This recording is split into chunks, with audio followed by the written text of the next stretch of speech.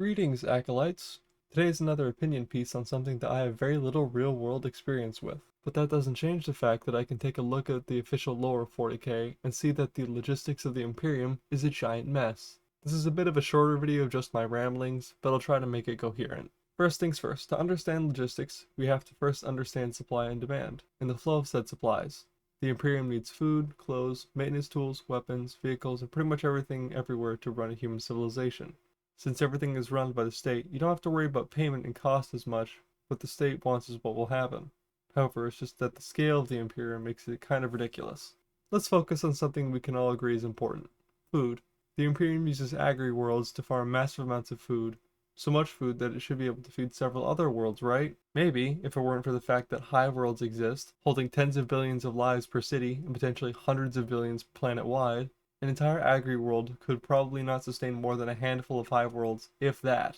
Sure, the Imperium probably recycles all biological waste, having it reprocessed into nutrient paste or shipped back to the agri-worlds as fertilizer, but that doesn't change the fact that agri-worlds are described as the minority within the Imperium, and they should honestly take up at least 20% of all of its worlds. The issue is that not all worlds are suitable to grow crops on or make farms, and vat-grown food is kind of expensive unless you count algae mush, which I honestly believe is what half of all agri-worlds produce, simply because they need to make as much edible nutrients-filled substance as possible.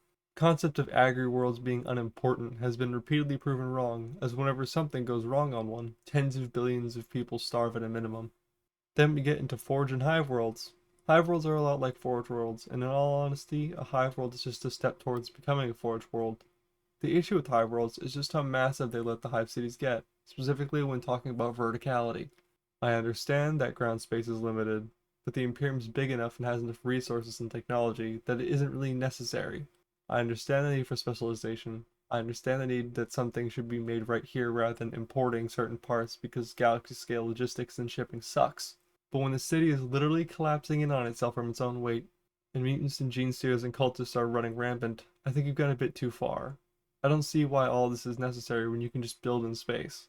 The Imperium's got artificial gravity tech, and zero gravity means things can be moved around a lot easier.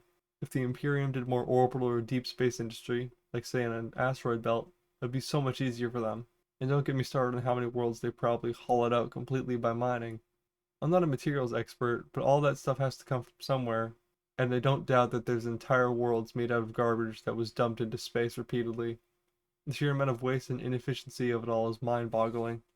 Now, Forge worlds, despite being similar to Hive worlds, actually suffer less issues and I have less gripes about them. Why?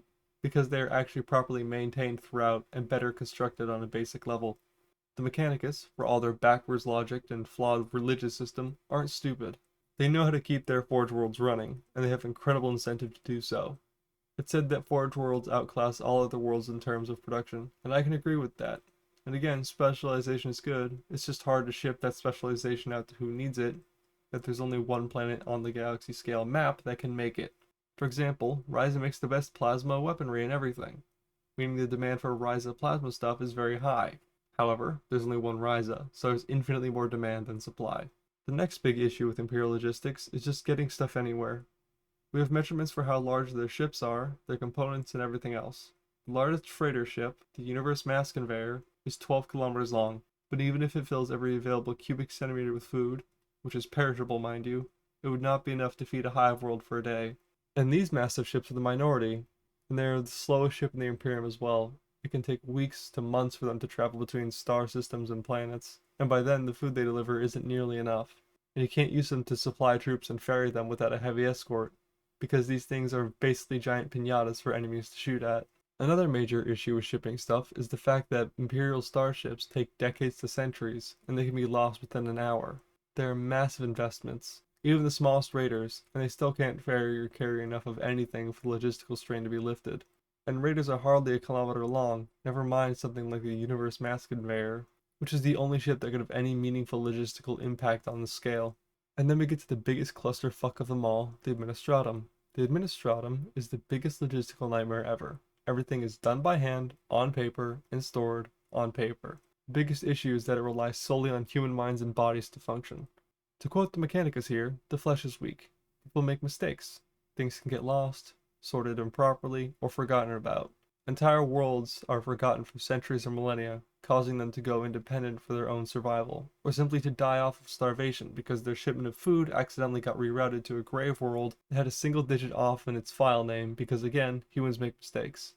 The Mechanicus are better but not perfect in this regard, as their judgments are clouded by their beliefs in politics when dealing with the Imperium, as they have the entirety of humanity by the balls, basically. For an example of just how bad the Administratum can get, we have the short Warhammer horror story of the Watcher in the Rain. I'm going to spoil major plot points here, so this is your only warning to skip ahead. I'll put the time on screen right about now, but it's a pretty well covered topic by this point, so, ready? Alright. The Watcher in the Rain follows an Administratum scribe who is Warhammer's greatest serial killer.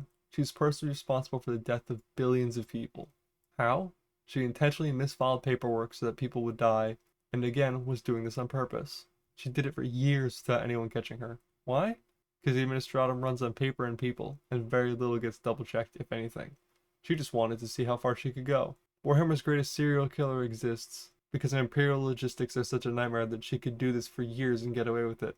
And while the Inquisition eventually caught on, it doesn't undo the damage, and it goes to show that this kind of thing could have happened before, and might happen again. The last point is how the Imperium is run.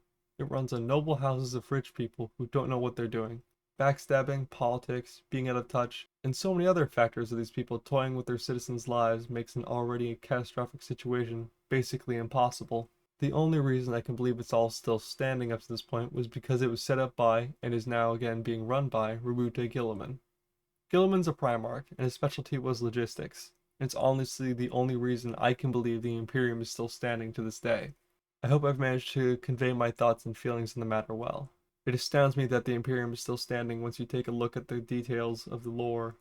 I don't think it's unfixable in or out of universe by any means, and honestly I'm just getting into the little details that don't matter that much. I love the Imperium, it's my favorite faction, don't get me wrong, but I just wanted to be nitpicky today. If you have any other issues with the Imperium's logistics, or maybe you know something I don't that's helping the Imperium stay afloat after all this time, please leave that in the comment section below. If you've made it this far in the video, thank you for watching until the end, it does mean a lot to me. If you enjoy what you're seeing, consider liking or maybe subscribing. I stream weekly here on YouTube and over on Twitch at twitch.tv/BrotherSenderX on Wednesdays from 4 to 10 p.m. EST, link in the description below. Thank you all so much for watching, and take care out there.